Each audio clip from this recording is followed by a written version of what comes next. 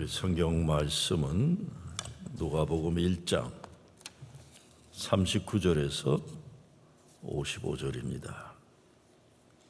이때에 마리아가 일어나 빨리 산골로 가서 유대 한 동네에 이르러 사가랴의 집에 들어가 엘리사벳에게 문안하니 엘리사벳이 마리아가 문안함을 들으매 아이가 복중에서 뛰노는지라 엘리사벳의 성령의 충만함을 받아 큰 소리로 불러 이르되 여자 중에 내가 복이 있으며 내 태중의 아이도 복이 있도다. 내 주의 어머니가 내게 나오니 이 어찌 된 일인가? 보라, 내 문안하는 소리가 내 귀에 들릴 때에 아이가 내 복중에서 기쁨으로 뛰놀았도다. 주께서 하신 말씀이 반드시 이루어지리라고 믿은 그 여자에게 복이 있도다. 마리아가 이르되 내 영혼이 주를 찬양하며 내 마음이 하나님 내 구주를 기뻐하였음은 그의 여종의 비천함을 돌보셨음이라. 보라, 이제 후로는 만세의 나를 복이 있다 일컬으리로다. 능하신 이가 큰 일을 내게 행하셨으니 그 이름이 거룩하시며 긍휼하심이 두려워하는 자에게 대대로 이르는도다. 그의 팔로 힘을 보이사 마음의 생각이 교만한 자들을 흩으셨고 권세 있는 자를 그 위에서 내리치셨으며 비천한 자를 높이셨고 줄이는 자를 좋은 곳으로 배불리셨으며 부자는 빈손으로 보내셨도다. 그 종 이스라엘을 도우사 긍휼히 여기시고 기억하시되 우리 조상에게 말씀하신 것 같이 아브라함과 그 자손에게 영원히 하시리로다 하니라. 아멘. 마리아가 자기 사촌 언니 엘리사벳 집에 가는데 빨리 갔다고 되어 있습니다. 빨리 갔다 그렇죠. 왜 빨리 갔을까요? 38절에 보면 천사가 와가지고 아기가 잉태될 터인데 인류를 구원할, 죄에서 구원할 예수인데 마리아 네가 그 아이를 잉태할 거다 얘기합니다. 아이를 가진다는 것은 보통 가정에서 아주 큰 기쁨입니다. 그런데 마리아는 요셉과 종혼했다고 하지만 같이 잠자리를 한 적이 없다고 했습니다. 남자를 알지 못했다 했어요. 마리아의 부모가 아기가 없어서 지도하고 늦게 얻은 아이가 마리아입니다. 하나님께 소원을 했어요. 아기를 주시면 하나님께 바치겠다. 그래서 이제 10몇 살이 되는 소녀가 됐을 때는 이 시대로 하면 수녀원 같은데 마리아는 들어가 살게 됩니다. 근데 임신한 거예요. 마리아가 예수님 잉태한 것은 성령으로 인해 그랬다고 성경은 증거합니다. 그러나 당시 사람들은 이거를 받아들이지 않는 거예요. 수녀원에서 쫓겨납니다. 몸을 더럽힌 여자니까 돌로 쳐 죽게 한다고 사람들이 마리아를 찾아다녀서 도망 다녀야 합니다. 그래서 오늘 39절에서 일어나 빨리 갔다 그런 겁니다. 일어나 빨리 갔다. 올해 나온 그 영화인데 여러분도 잘 아시는 앤서니 홉킨스가 헤롯 왕의 역을 맡은 마리아라는 영화가 올해 나왔어요. 그 상황을 잘 영화가 이렇게 묘사합니다. 사람들이 죽이려고 하니까 마리아가 도망을 다니다가 결국 집에 와요. 집에 오는데 그렇게 자기를 사랑하던 아버지가 이 딸을 받아들이지 않습니다. 더러워진 여자다. 우리 집에 너는 있을 수가 없다. 나가라 그래요. 집에서 나가면 돌에 맞아 죽어야 됩니다. 아버지가 내쫓으려고 하니까 마리아가 눈물을 흘리며 이렇게 말합니다. 아버지, 나는 세상에 갈 곳이 없어요. 지금 나는 세상 그 무엇보다 아버지의 사랑이 필요해요. 울어요. 그랬더니 비로소 아버지가 마리아를 안아주고 사촌 언니 엘리사벳 사는 집으로 가서 피해 있으라고 합니다. 이 성경에 보면 왜 이렇게 여자들에게 대해서는 가혹한지, 이 유대 문화, 이 종교 율법 문화가 참 심하다 할 때가 바로 이런 거예요. 이렇게 몸이 더럽혔다고 판단되는 여자한테는 아무나 마음대로 해도 되는 것이들, 이렇게 못된 게 성경에 보면 쭉 나오는 거예요. 근데 하나님은 아니다. 이 마리아가 은혜를 받은 자다. 복 받은 자다. 그러니까 성탄절만 되면 아이들이 선곡을 하면서 즐거워하는 그런 연극 같은 상황이 아닙니다. 세상에서 버림받은, 아무도 그녀의 말을 믿어주지 않는 이스라엘이라는 로마 제국의 식민지 나라에 사는,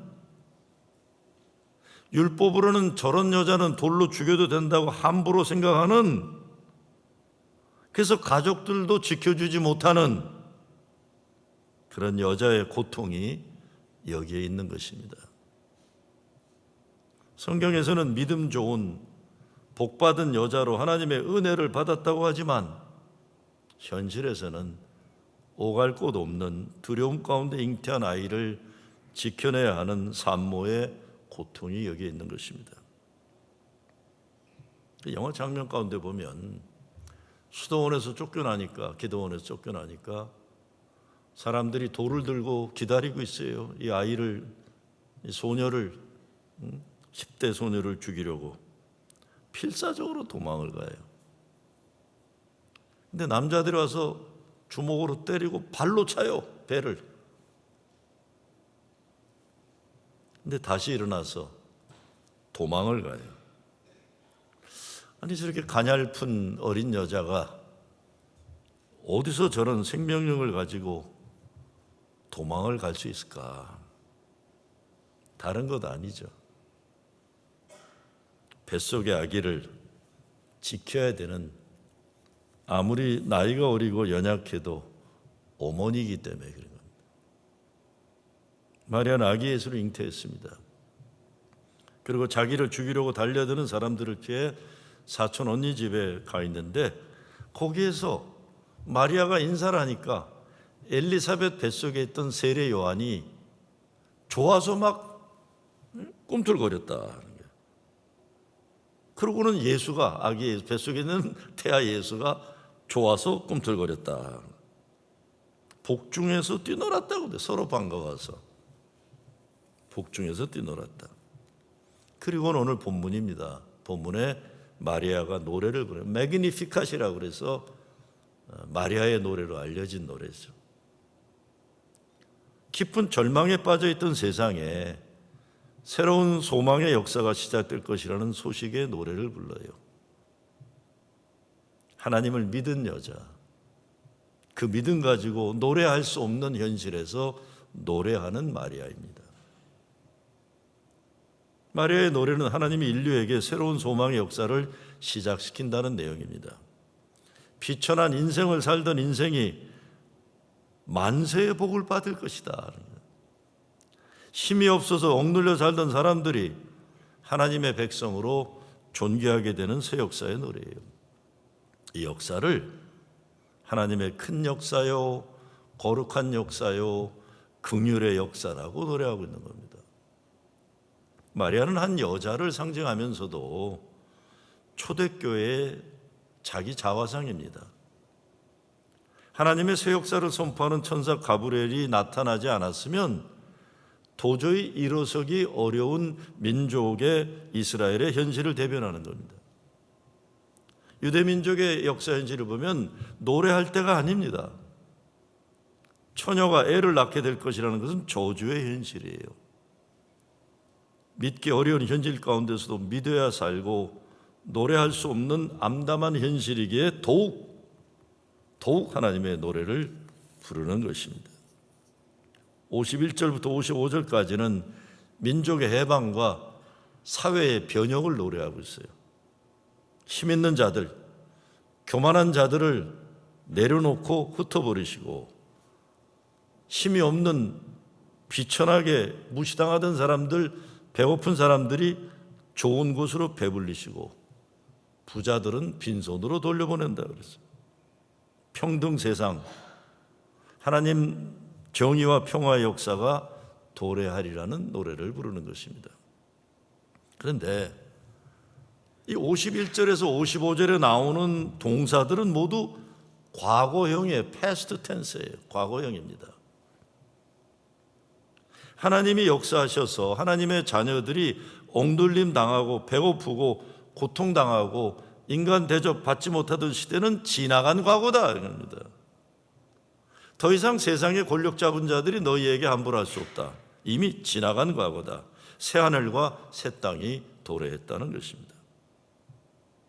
그런데 이 어린 마리아가 노래하니까 1장 64절에 넘어가면 늙은 스가랴 남자가 노래를 시작합니다. 입이 닫혀 있었어요. 봉오리가 됐었어요. 세례요한의 아버지가.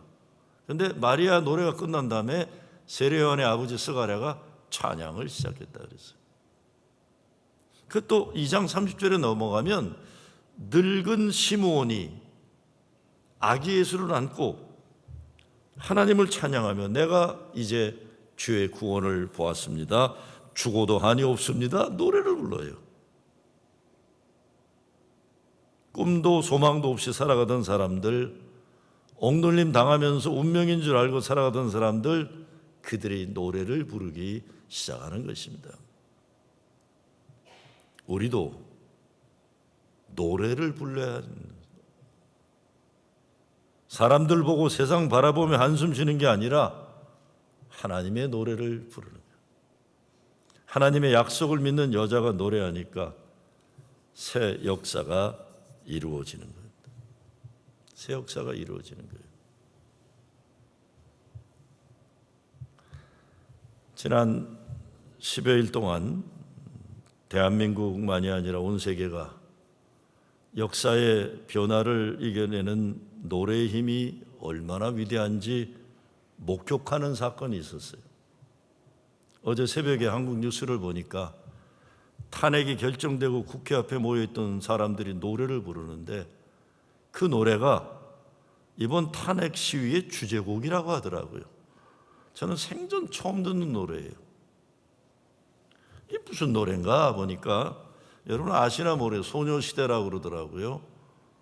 K-팝 걸그룹이 부른 다시 만난 세계예요. 다시 만난 세계. 무슨 이런 노래가 있나 경쾌하고 마음속을 들여다보게 하는 그런 노래예요. 이게 막 피 흘림이 있고 막 찢기는 가슴 속에 이렇게 해야 막 시위대하고 경찰하고 붙어갖고 싸움도 하고 던지고 막 이러는데 이런 노래가 아니에요. 그냥 젊은 경찰들이나 데모하는 젊은이들이나 같이 부를 수 있는 그런 노래예요. 저는 가사도 어제 좀 읽어봤는데 무슨 말인지 금방 오진 않아요. 근데 젊은이들이 굉장히 좋아하더라고요. 가사가 이렇게 돼요. 한번 보세요. 요즘 젊은이들이 어떻게 데모를 하나. 전해주고 싶어 슬픈 시간이 다 흩어진 후에야 들리지만 눈을 감고 느껴봐 움직이는 마음 너를 향한 내 눈빛을. 이거 전투하고 싶은 마음이 싹 사라지는 무슨 말인지도 못 알아듣겠고 나는. 특별한 기적을 기다리지 마. 눈앞에서는 우리의 거친 길은 알 수 없는 미래의 벽. 그런데 노래 중에 이런 가사가 나와요. 이 세상 속에서 반복되는 슬픔 이젠 안녕 그랬어요. 아 이거구나 하는 거예요. 이 세상 속에서 반복되는 슬픔 이젠 안녕입니다. 계엄령에 투입된 군인들도 광주 사태가 얼마나 비극적인 걸 알아요. 데모에 나온 사람들도 젊은이들도 그때 없었지만 45년 전 계엄령이 얼마나 나라에 비극을 줬는지 알아요. 우리 교인 중에도 계엄군으로 나갔다가 그 트라우마가 있는 교인도 있어요. 광주에만 트라우마가 있는 게 아니라 계엄군도 괴로움을 안고 살아가야 하는 역사를 우리는. 그런데 이 세상 속에서 반복되는 슬픔 이젠 안녕. 그리고 같이 춤추고 노래하는, 저렇게 살 수도 있구나. 이번 계엄령 선포와 탄핵안 가결이 이루어지는 과정을 보면 생각하는 것은 40여 년 전의 시대의 발상을 버려야 한다는 겁니다. 다들 계엄령을 선포하고 지지한 사람들만이 아니라 탄핵을 지지한 사람들도 마찬가지예요.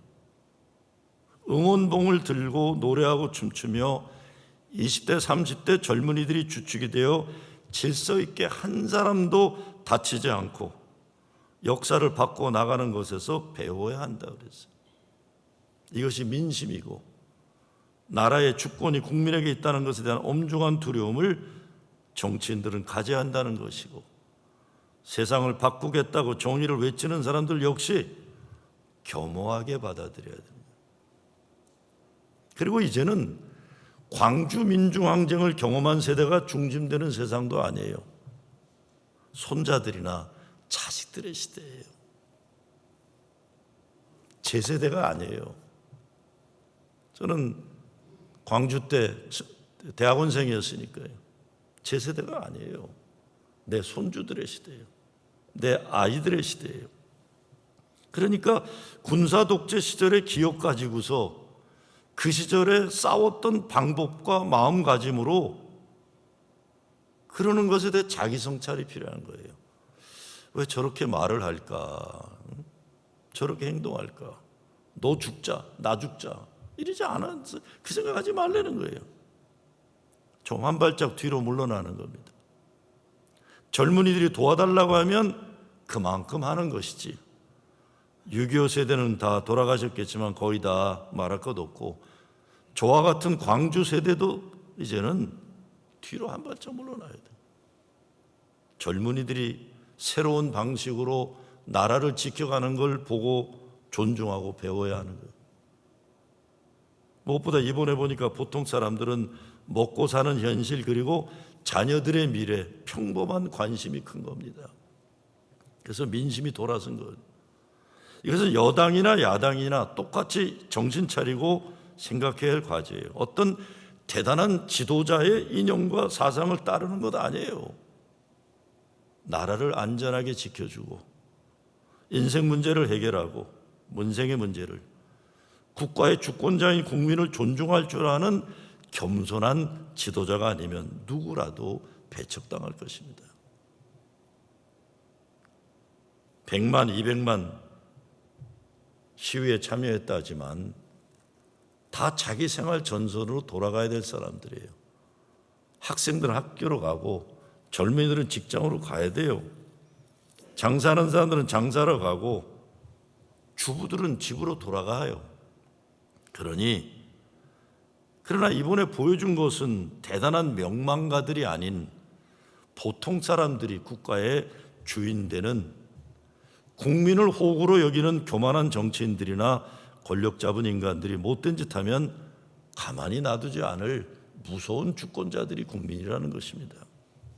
마찬가지로 저와 여러분처럼 미국에 사는 사람들은 자기가 하는 일, 자기가 책임져야 하는 일에 성실하고 충실해야 됩니다. 시위를 하면서 춤도 추고 노래도 부르지만 이번에 보니까 커피 선결제라는 게 있더라고요. 커피 선결제. 시위에 참여하는 사람들이, 앞에 가는 사람들이 뒤에 오는 사람들을 위해서, 모르는 사람들이지만 커피값하고 밥값을 미리 내줘요. 그러니까 돈이 있는 사람이나 없는 사람이나 커피나 밥은 먹을 수 있도록 하는 자발적인 선행들이에요. 단순하지만 참 기발한 나눔과 섬김의 정신입니다. 할 수 있는 만큼 서로를 위해 나눔의 기본을 하는 거예요. 이것이 사실 구약의 신현 정신, 안식일 정신입니다. 유대인들은, 이스라엘의 유대인들이 주로 안식일이 시작되는 금요일 오후가 되면 채소집이나 생선집이나 빵집이나 적당량의 물건을 가게 문을 닫고 밖에다 놔둡니다. 그러면 돈이 없어서 사 먹지 못한 사람들이 오후에 와서 자기 필요한 만큼만 가지고 가요. 그래서 금요일 날 안식일 저녁을 준비할 수 있도록. 누구도 자기 마을에 사는 사람들은 얼어 죽거나 굶어 죽지 않도록 하는 제도가 이 제도입니다. 다음 줄이 성탄절입니다. 여러분, 노래 부르기 어려운 우리 이웃들이 있어요. 노래 부르기 어려운, 한숨이 나오는 이웃들. 근데 여러분의 사랑 때문에, 여러분의 나눔 때문에 노래를 부를 수 있도록 우리도 나누어야 되는 것이죠. 유대인의 큰 스승 힐렐이라고 있습니다. 대학에 가면 감리교는 웨슬리 파운데이션이라고 하고 대학생들을 위해 유대인들 대학생 센터는 힐렐 센터라고 불러요. 유대인들에게는 큰 어른으로 존경받는 스승이에요. 그분이 이런 말을 합니다. 당신이 당신 자신을 돌보지 않으면 누가 당신을 돌봅니까? 당신이 당신 자신만 돌본다면 무엇 때문에 삽니까? 당신이 지금 주지 못한다면 언제 당신은 사람이 될 것입니까? 지금 주지 못한다면 언제 당신은 사람이 될 것입니까? 정말 우리가 제대로 된 사람이 돼야 돼. 정말 우리가 예수의 사람이 돼야 돼. 아기 예수를 기다리는 이 계절에 소망과 사랑과 기쁨과 평화의 촛불이 여러분의 가정만이 아니라 우리 이웃들에게 널리 밝혀질 수 있도록 하나님의 일을 위해 나누는 삶을 사는 여러분 되시길 주의 이름으로 축원합니다. 주님 감사합니다.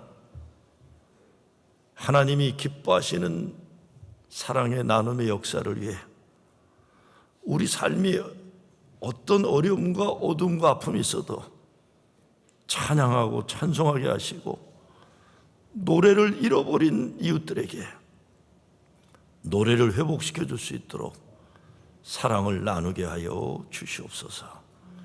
예수 그리스도의 이름으로 기도드리옵나이다.